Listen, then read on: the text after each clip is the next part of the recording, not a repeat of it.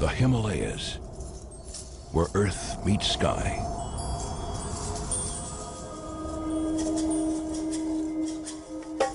Prowling this broken landscape is one of the most rarely seen creatures on earth, the snow leopard. So elusive, only a few are privileged to catch a fleeting glimpse. Veteran filmmaker Hugh Miles and his team spent 4 years fighting freezing temperatures and dangerous altitudes. Sometimes these mountains can seem cruel, and the sub-zero temperatures feel unrelenting. Their dogged determination is rewarded with never-before-seen footage. But glimpse it for a moment, and then it's gone.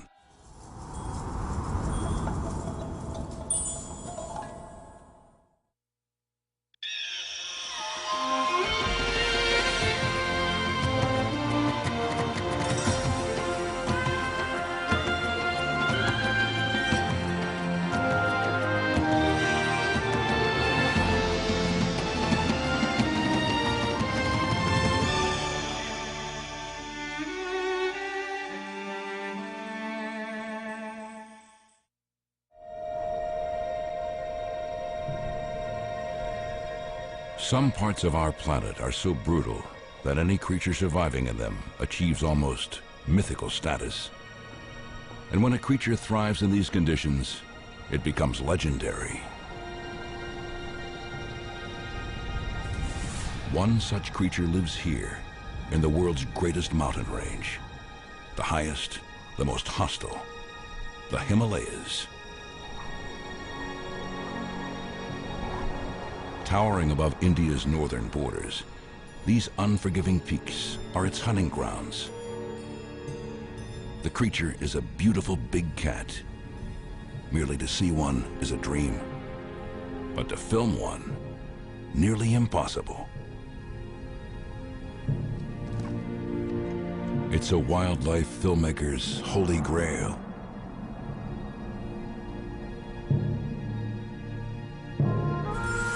The snow leopard.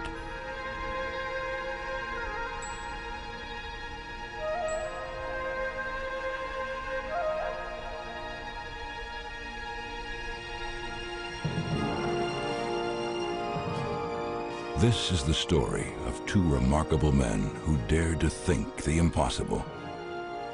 They believed they could find and film the snow leopard up close and personal.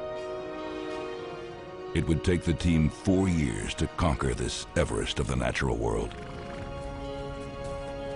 Like many mountain adventures, it was a quest that was to end in both tragedy and triumph. But all that was to come as veteran filmmaker Hugh Miles and his team headed into the mountains on their first expedition. I've wanted to make a film about snow leopards for as long as I can remember. Not just because I love cats, but because the bigger the challenge, the greater the rewards. Or so they tell me. Trouble is, I think I'm probably too old to keep climbing these precipitous mountains every day.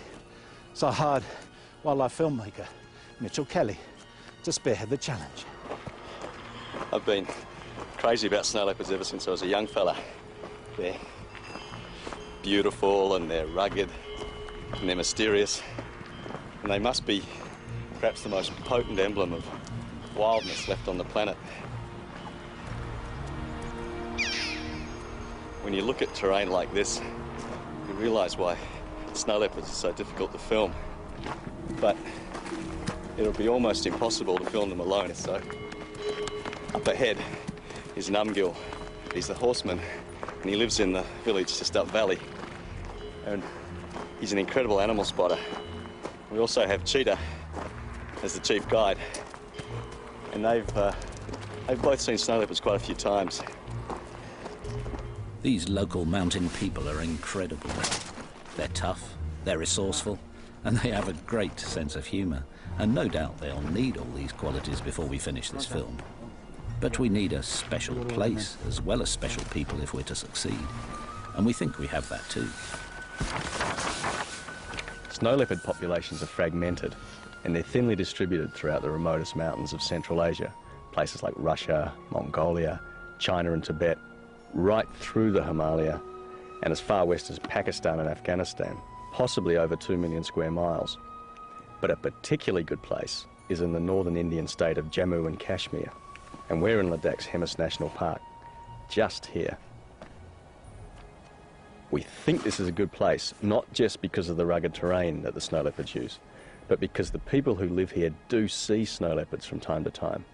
How many there are is a mystery which we hope to solve.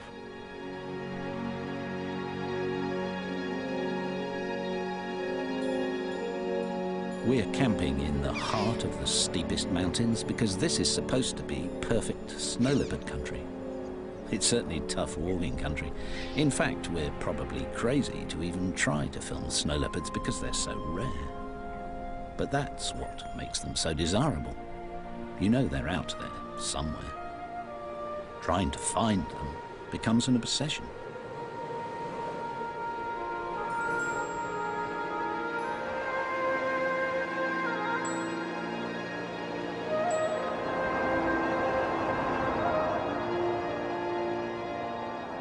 Fortunately, these ghost-like cats leave clues all over the mountains, and helping us understand them is old friend and local snow leopard expert Rinjin Wonchuk. He's a great observer and is already finding signs of the big cats not far from camp. Lovely fresh tracks, just a few hours old. Snow leopards like to keep in touch, so leave messages for each other, and we hope we can learn to read them too. Rinjin tells us that snow leopards need lots of space, so at frequent intervals they scrape up these piles of earth and sometimes pee on them to make sure other cats keep their distance. Surprise meetings might be dangerous, so they also post messages on overhanging rocks by spraying urine. It's strong stuff, so we can smell them too.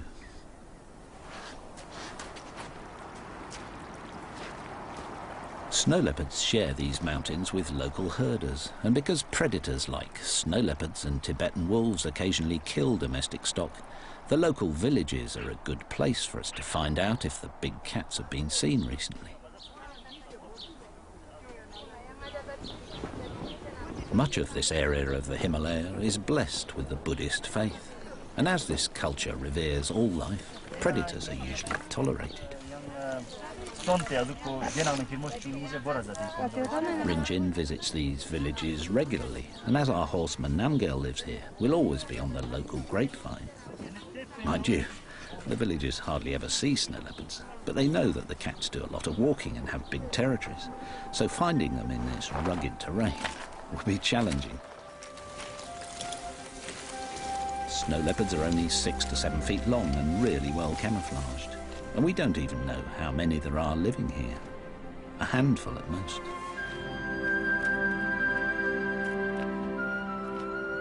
One strategy that might help is to keep an eye on the snow leopard's favourite prey in these parts, the baral, a type of wild sheep. Baral look amazingly agile on these steep cliffs, but we're told this is also the snow leopard's favourite hiding place. So baral are always on the lookout for the superbly camouflaged cats. If they see a snow leopard, the baral should alert us, so we watch them carefully, but whenever possible climb down to base camp at night. Working at 15,000 feet isn't far up by Everest standards, but it's high enough to make the lack of oxygen a potential killer. Sleeping lower down is safer, and in this cold, returning to camp is a welcome relief.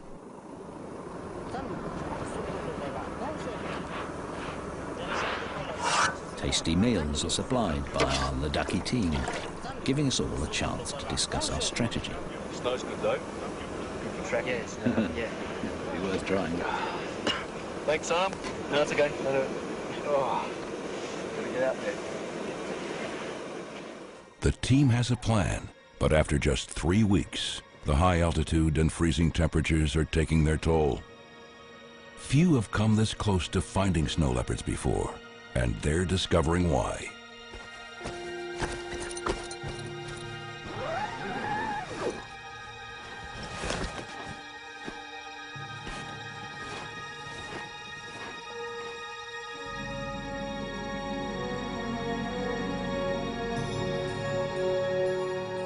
All the walking has been with a purpose, for the team has been collecting every clue they can find. It means Mitchell can now get down to some clever detective work and maybe outsmart the snow leopards. Whenever any of us has found a pug mark or a fresh scrape or a rock spray or heard a vocalisation, I've marked it on this map of the area, and all of a sudden there are enough maps for a pattern to emerge. It seems that the snow leopards are favouring just the easiest routes to travel on, and this kind of information is priceless. Now we're really making progress, for by knowing about their favourite routes along the valleys and ridges, we might make a success of Mitchell's plan to get the snow leopards to take self-portraits. We've brought along some technical trickery, little video cameras that will trigger automatically when and if the cats walk through the beams. They're like a home security system and work day and night. For lighting is provided by an infrared lamp which the cats can't see. So by the time we've buried the cables and hidden the cameras, the snow leopards won't be frightened by them. Well, we hope not. Yeah, that's triggered. That's nice. You should be able to see the snow leopards coming up the valley and right past the camera. Now we have to wait for the pussycats. Their plan seems good, but it's 5 weeks since they've started, and they still haven't seen a cat.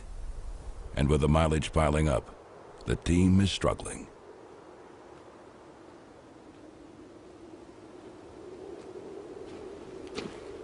We've all been walking for 13 consecutive days without exposing a single frame of film. And I guess I should be getting discouraged, but patience always was going to be a big part of making a film about snow leopards.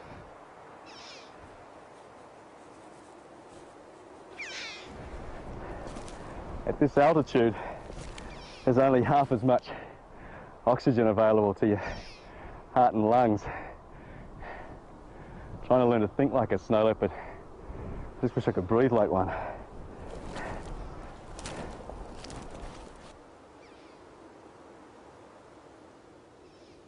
Knowing they're out there somewhere just makes the whole landscape almost vibrate with tension.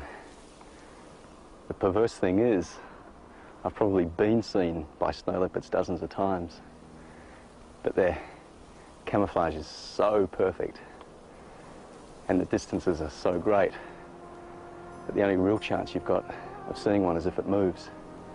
And with such a big area to scan, you just have to break it up in your mind. If it's cold, look on the sunny faces. If it's windy, look on the sheltered sides. If there are burrow grazing, look on the approaches above them. The snow leopard has to be there somewhere.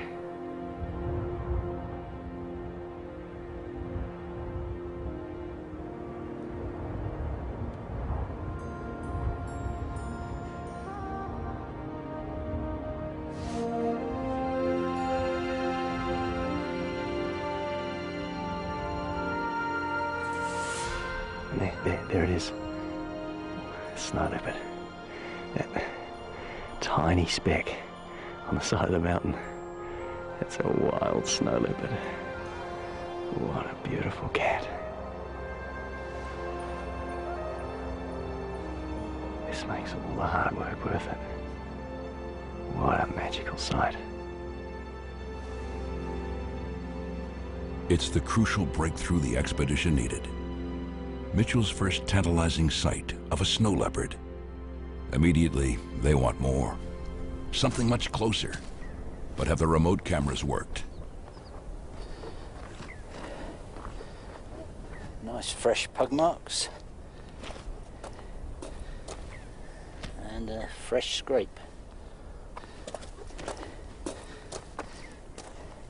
We've had so many false hopes when cats have come past and the technology's let us down, like flat batteries and digital breakup due to the cold. It's got frustrating, but rewind the tape and see whether we got lucky this time. The problem with remote cameras is that they're non-selective.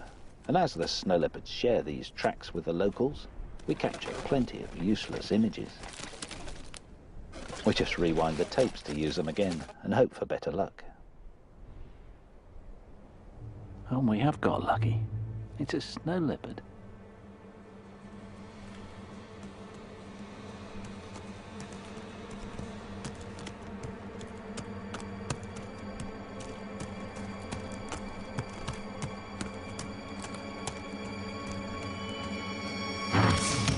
It's the yak from the village. Just a bit too big to eat. Now, what else have we got? Oh, a cat by the rock. Oh, the camera's screwed up, damn it. Ah. Wonderful. First close-up views of a snow leopard. Just going to have another look at that. This is such good news. Because now we know the system works, we might be able to identify individuals, learn how often they pass by, and even get some idea how many snow leopards live here. What a beautiful cat. He's got a little twist in his tail. Did you notice that? That might help us to identify this one if we see it again in the next few weeks. Great. Let's see if we can get another one. Rinchen suspects that this flat rock is an important snow leopard signpost, and after a few days, we get our first hit, a chuck or partridge. And a couple of days later, this magnificent cat. And for the first time ever, a snow leopard is recorded visiting and refreshing a rock scent. This is magical. It's becoming clear that this smelling and face rubbing allows each snow leopard to know who went past and how long ago. And spraying their own urine under the rock is a calling card, enabling them to keep in touch. The scent's pungent and long-lasting. We move the camera around, and 4 days later, another snow leopard visits the rock. We're discovering that each cat comes by about every 3 to 10 days.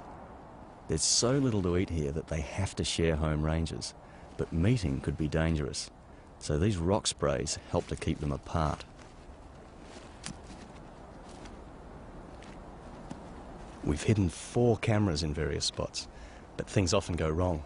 This tentative snow leopard took so long to approach that the camera turns off just after it enters frame. A real breakthrough comes when this female leads 2 young snow leopards through the shot. A breeding age female is terrific news. Since her youngsters are about a year old, it would be reasonable to hope for a litter of little cubs in about 18 months' time, and that would be a real prize. We're excited to be getting such lovely pictures of the cats, and we hope that these images will help us to identify individuals from the patterns on their beautiful coats. But it's proving tricky. They say a leopard never changes its spots, but snow leopards do, especially when they're walking, because their thick fur moves so much.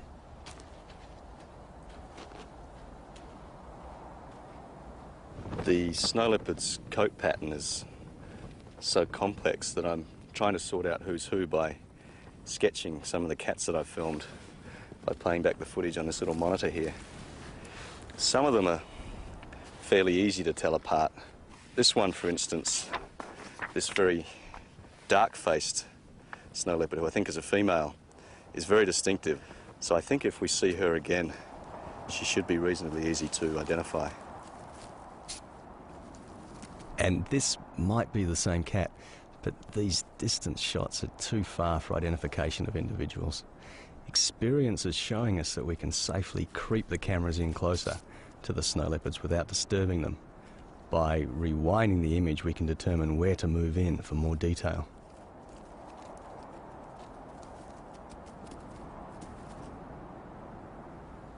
We try hard to decipher which marks separate individuals reliably. We assume the face is important, but is it the fronts or backs of legs or the patterns on the top or bottom of these exquisite tails?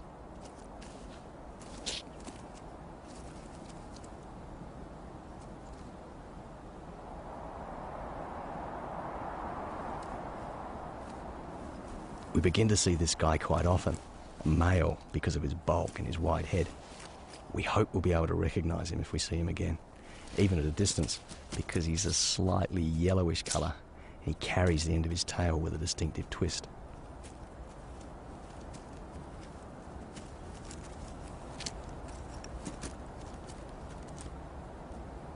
It's great the technology works, and the pictures are lovely, but we really need IDs if we're to follow the cats and film more intimate behaviour.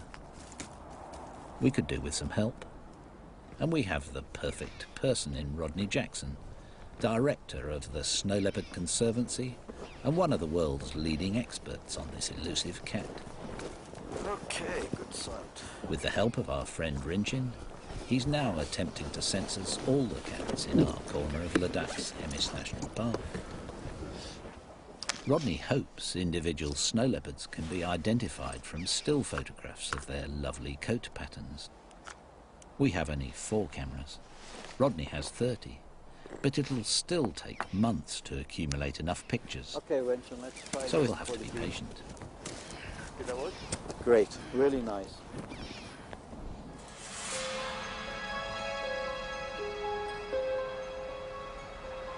Sometimes these mountains can seem cruel.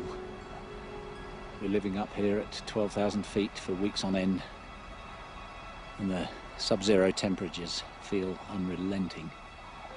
And then, every time we want to film a snow leopard, it seems to involve a really grueling climb of up to 3 hours. But the other day I was amused to see that we weren't alone in finding this place hard. I was watching a snow leopard climbing up this ridge, and it kept on having to stop to catch its breath.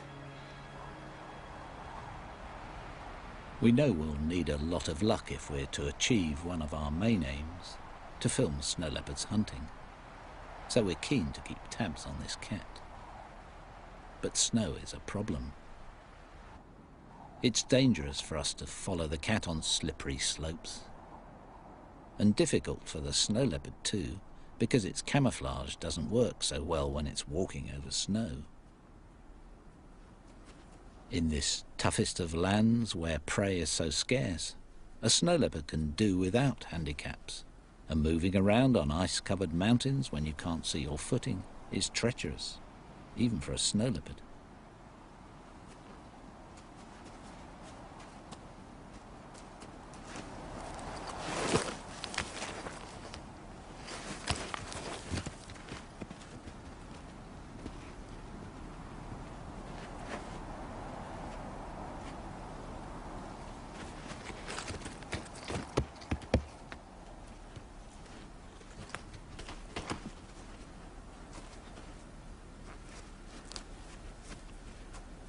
Despite the conditions, snow leopards have to keep travelling, not just to find prey, but to mark their home ranges. When it's snowed, it's easy to see how overhanging rocks provide protection for the messages left underneath by each passing cat.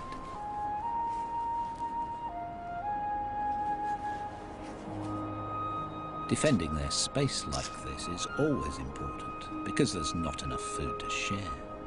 But the hazards of winter also bring opportunity.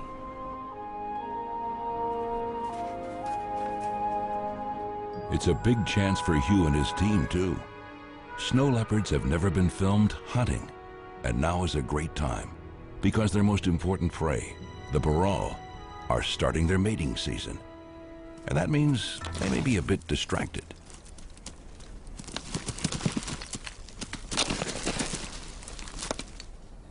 Most of the time the burrell are super vigilant, but when they're rutting like this, the burrell lose a lot of their caution. And if I was a snow leopard, I'd be watching the burrell rut very carefully. Males have to find out which females are coming into estrus and then make sure that they're the ones that corner the female in order to mate. But that also means chasing off competing males. On such steep cliffs, there's a constant danger of injury or death, and of course a chance for a hungry snow leopard.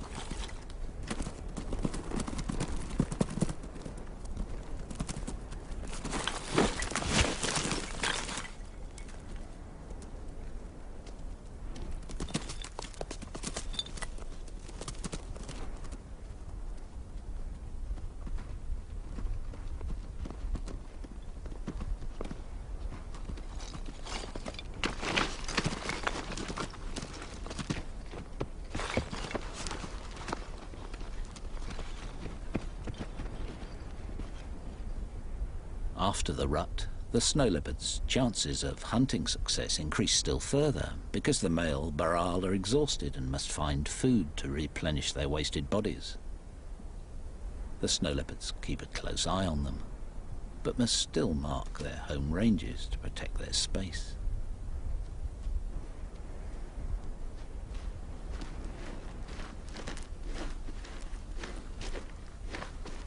Snow leopards overlap ranges with each other, but also tried to avoid meeting for fear of potentially dangerous conflict. And this is not their only problem. What strikes me about this place is the deafening silence. It sounds devoid of life, but feels really tense. For the animals out there are fighting an elemental battle against hunger and cold.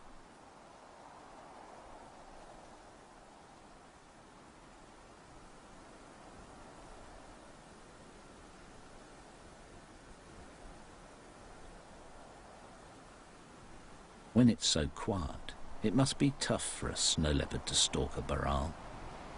The cliffs are so steep that one carelessly placed paw could dislodge a rock and alert his prey.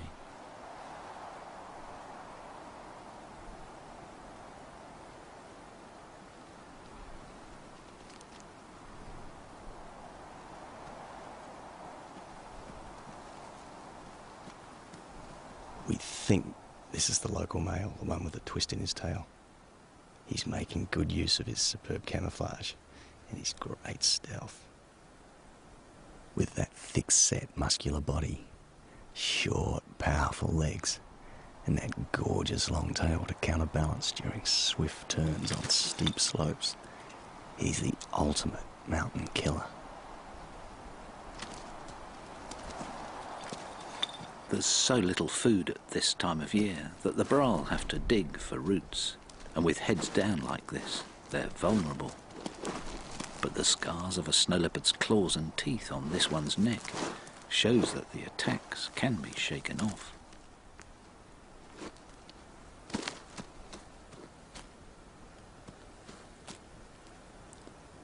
Snow leopards have been known to kill prey 3 times their own weight. This male weighs about 100 pounds, and to aid acceleration, he'll most likely attack from above, but only if he can get close enough to the baral.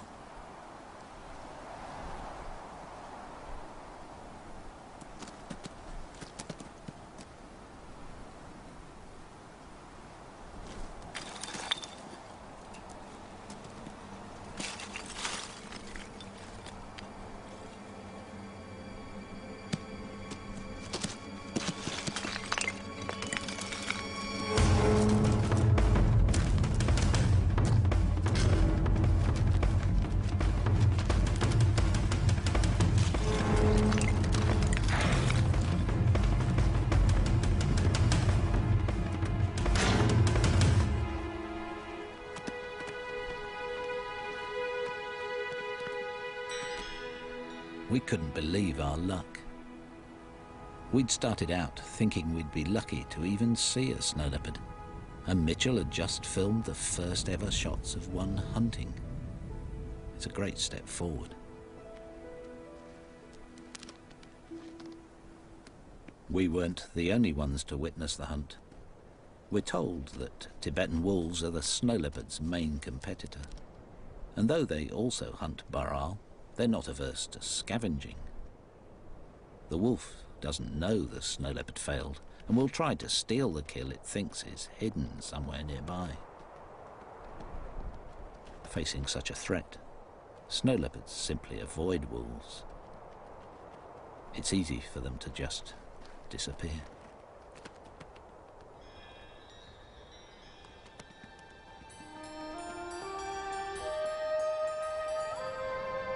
Winters here are long and hard.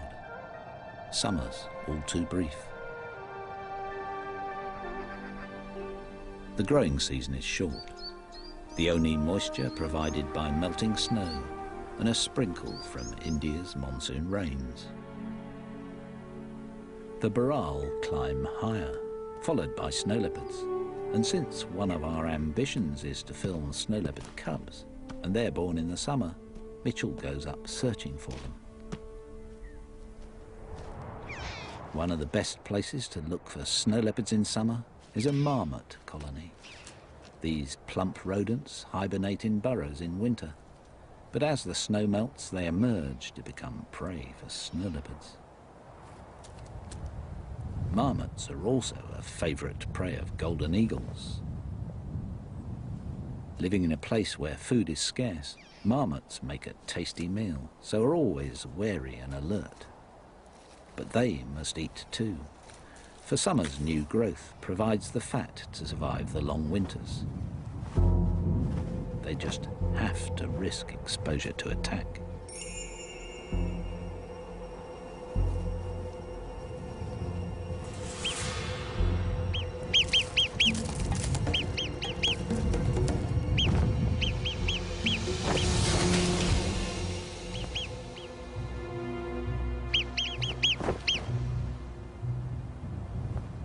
Nice to see a bit of action, but despite weeks of effort, we fail to see a snow leopard. All is not lost, however. The Baral have given birth, and for a few weeks at least, youngsters are likely to be on the snow leopard's menu.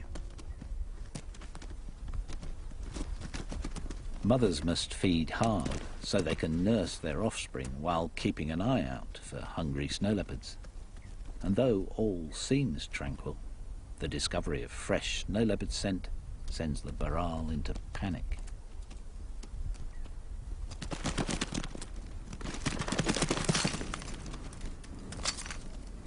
At the slightest hint of a snow leopard's presence, the youngsters are programmed by evolution to run for cover on the cliffs.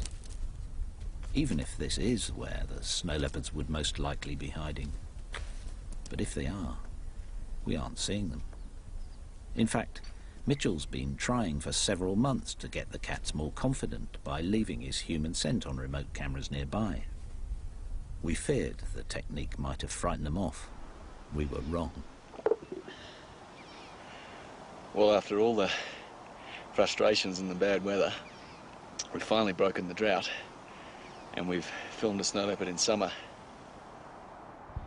The plan that I had to start to get the snow leopards used to my presence has paid off with spectacular results. I think it's the two cubs we filmed last winter. The other one is in the distance. I'm sure it's the male that's close to the camera. He's obviously either smelt me on the camera, but he's found it and he's accepted it. And that's a major breakthrough now in what we can do.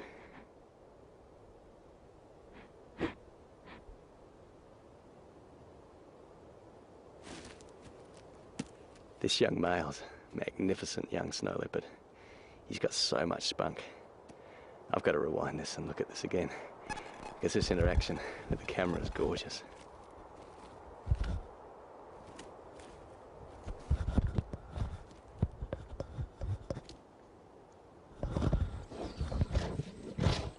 What I love about this footage is the juxtaposition. You've got a snow leopard, which is about as wild as you can be and still be on planet Earth, batting around the very latest in surveillance technology, like it was just an old dead hare. It's just wonderful. That really sums up for me the essence of the snow leopard, that confidence that it has in its own obscurity. It knows it's almost invisible in the landscape, and therefore it can act and travel as it likes. They're just swaggering away. They're wonderful, wonderful young leopards. Not quite the young cubs we hoped for, but a great pair of teenagers, and according to the locals, just the age when they might get into trouble. Being inexperienced hunters, they'd be more likely to raid the local villages for a carelessly guarded goat. In virtually every part of the snow leopard's range, the big cats share the meagre resources with people, and the relationship is tense.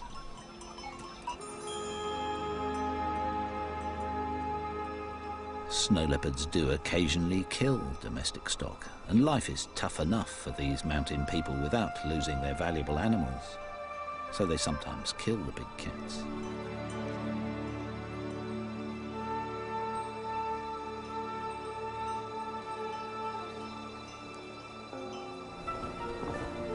Fortunately, Buddhism's reverence for life helps to protect snow leopards in these parts most of the time, but not in many areas, and the killing of cats for Eastern medicine and their beautiful coats continues. Just the other day, we found a trap with fresh bait in it, designed to capture wolves as well as snow leopards, with steep walls to prevent escape. It was a sharp reminder of how immediate the threat is to the snow leopard's future. It's thought that fewer than 5,000 snow leopards survive in the wild, and this number is falling, so they're officially designated as endangered. If herders lose valuable animals to snow leopards, they'll only be conserved if people are tolerant. So much of Rodney and Rinchin's work involves building local support, and Rinchin visits remote villages all over Ladakh.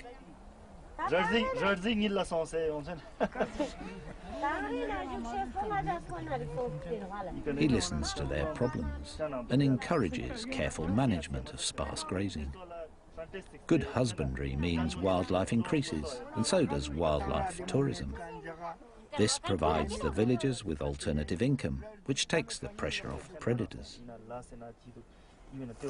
If poaching is to be detected and stopped, it'll be vital to identify individual snow leopards in the population.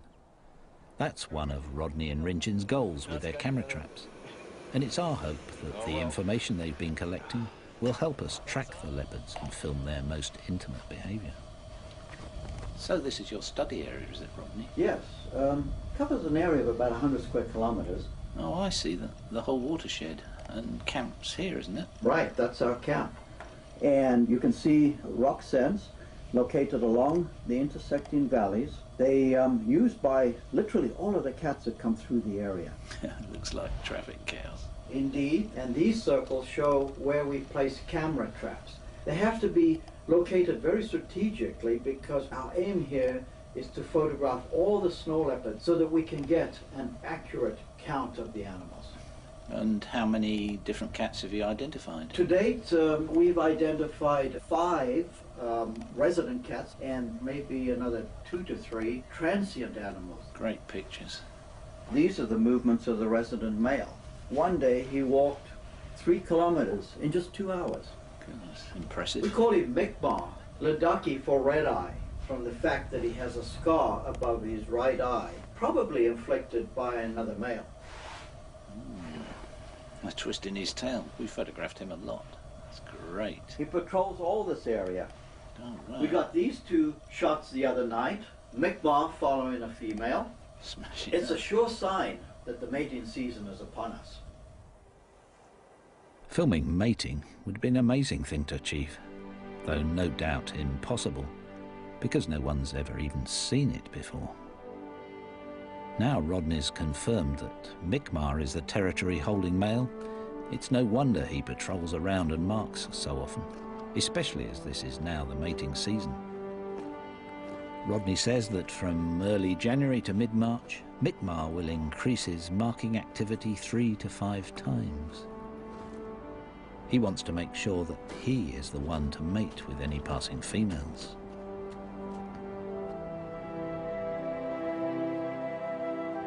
Spray rocks now take on a whole new significance. This is our local female called Dolma, and if she's coming into breeding condition, she'll want Mi'kmaq to know about it. Dolma's urine carries the vital information. Her normal message of keep away has now become you're welcome to approach. And next day, Mi'kmaq is on her trail. Snow leopards are normally 3 days to a week's walk away from each other. Now he's only 3 hours behind her, and next night he goes to the spray rock to pick up Dolma's message.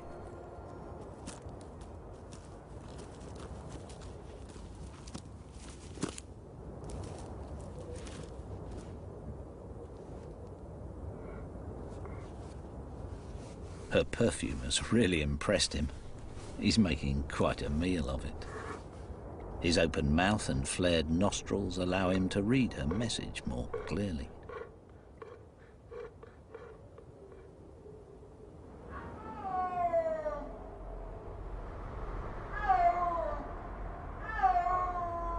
That's a snow leopard calling.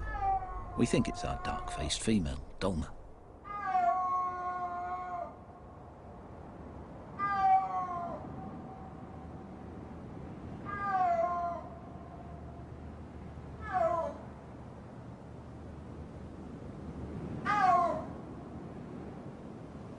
She's been calling from that ridgetop since before dawn. This is the only time of year adult snow leopards call to each other. For the rest of the year, all the scrapes and sprays are saying, stay away from me. And now all of a sudden it's, here I am, come and join me. She's chosen a brilliant spot, these cliffs, to bounce the sound off. And these three valleys to the north, the south, and one behind me to funnel the sound further. Clever girl. She's using the very shape of the mountains themselves to overcome their scale.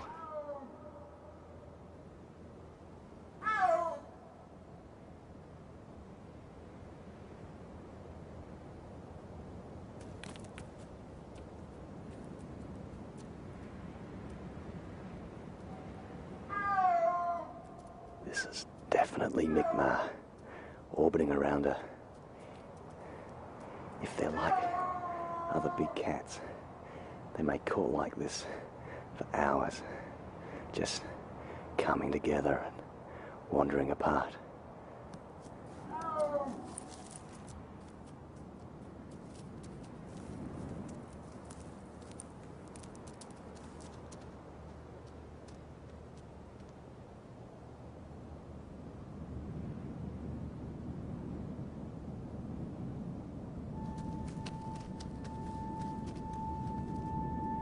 No one's ever seen a wild mating before, so I just don't know what to expect.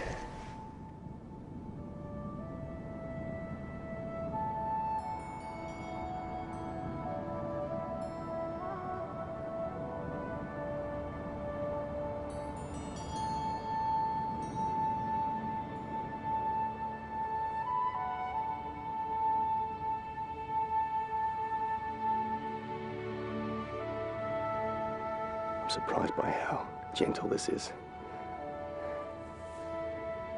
These two are really taking their time. Come on, guys. You mating or just sitting together?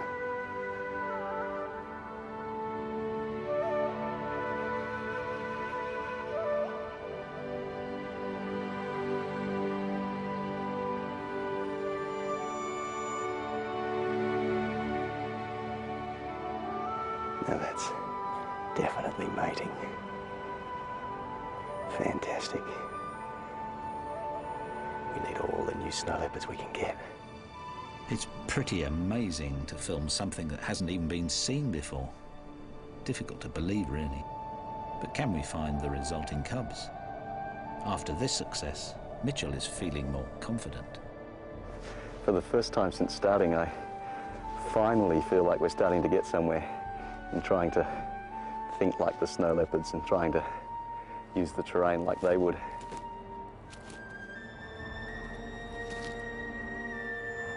There's still a long way to go, but it feels good high up on these ridge trails, travelling and resting where the snow leopards do.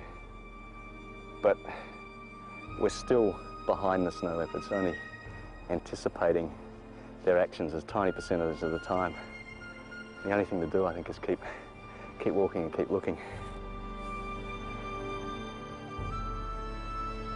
Climbing to high altitude can be dangerous, and Mitchell has already suffered from some alarming headaches. But with the promise of young cubs on the horizon, the team has new energy and determination. We'd failed to find cubs in 3 years of searching, but after witnessing the mating, Mitchell is back for a final summer attempt. Camping high at 15,000 feet, he plans to stake out Baral herds in the hope Dolma and her cubs will show up. Finding the burrell herds is easy as usual, but there's no sign of snow leopards. And all day I'm stalked by a biting headache. I become disoriented, and by the next morning I'm staggering and vomiting. I just can't believe that after all these years, the high altitude is suddenly affecting me. By the next day I can't even stand, and I'm coughing up froth. I hallucinate and twice lose consciousness as Numgill brings me down to base camp on the back of his yak.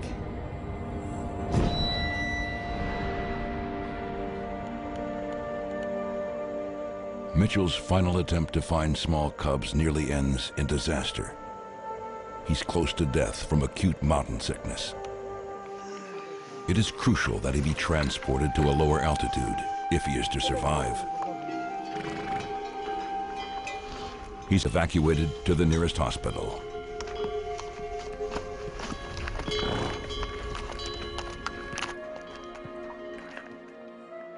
Mitchell has shot so much remarkable film that his departure is a big loss.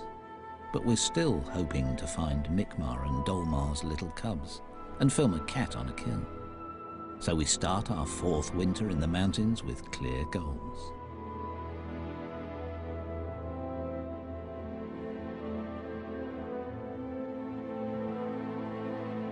Mitchell has made a good recovery after leaving hospital, but is unable to return to altitude just yet, so in his absence we press on. One of our camera sites is on a high ridge, and after a 2-year wait, Mitchell will be delighted to know that a cat has finally visited his favourite spot. Mitchell calls this the menu site, because snow leopards can survey this lovely landscape from up here and decide what they'll kill for their next meal.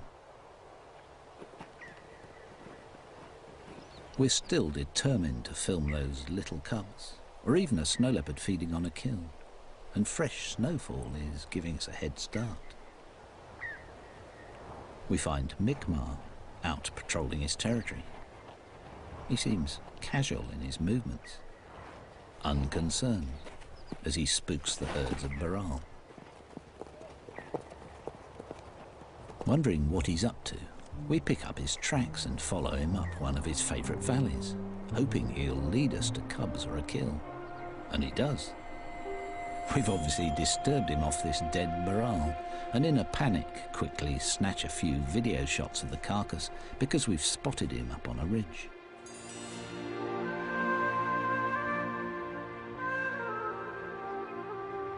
Hopefully he'll return to the kill, so we set up a hide and wait all night.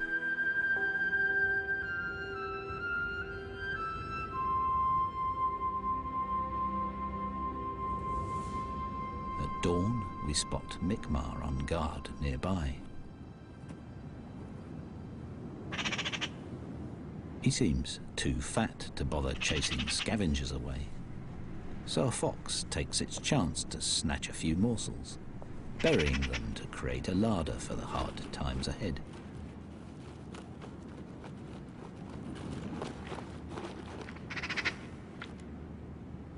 Within an hour, Mi'kmaq is back. The life of a top predator is one of feast or famine. This is a feast.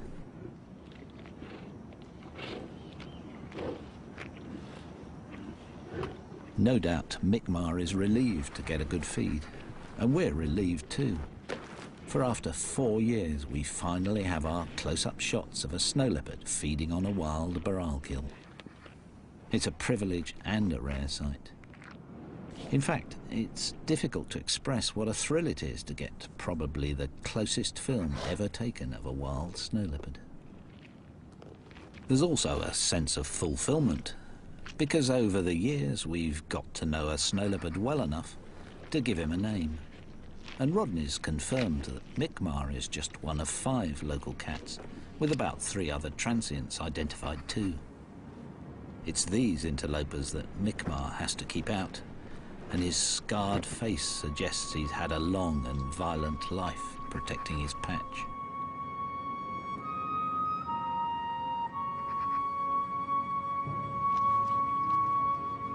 After analysing all our video images, we've discovered that when we first started filming 4 years ago, our first close shots were of this cat. It's nice to know that Mick Marr and the team go back a long way.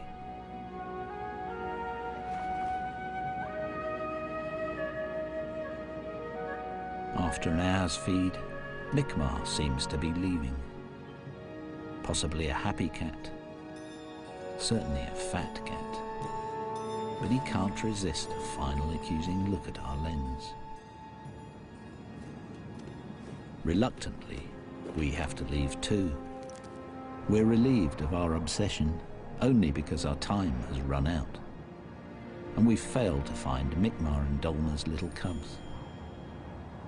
But while removing our remote cameras, we find the tracks of a mum with a cub. We leave the cameras out, hoping we'll finally get lucky. And after a couple of days, we film what looks like Dolma. But the camera timer that limits the length of shot lets us down, and we don't see a cub. We think our last chance is gone. But next day, Mum comes into shot again, followed by a long pause.